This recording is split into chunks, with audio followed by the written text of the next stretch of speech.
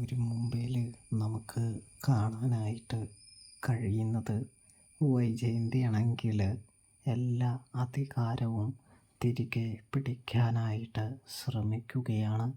അലീന വന്നപ്പോൾ നഷ്ടപ്പെട്ട ചിട്ടകൾ, വൈജയന്തിയുടെ അഹങ്കാരം, കൂടാതെ വൈജയന്തിയുടെ അധീനതയിലുള്ള മക്കൾ എല്ലാവരെയും തൻ്റെ കീഴിലാക്കാനായിട്ട് വൈജയന്തി പരിശ്രമിച്ചു കൊണ്ടിരിക്കുകയാണ് എന്ന് കാണാൻ കഴിയുന്നുണ്ട്, സാധിക്കുന്നുണ്ട്.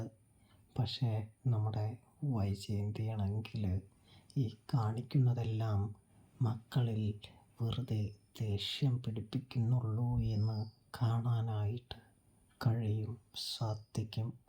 മക്കളാണെങ്കിൽ വൈജയന്തിയെ വെറുത്തു തുടങ്ങുകയാണ് എന്നും കാണാനായിട്ട് കഴിയും.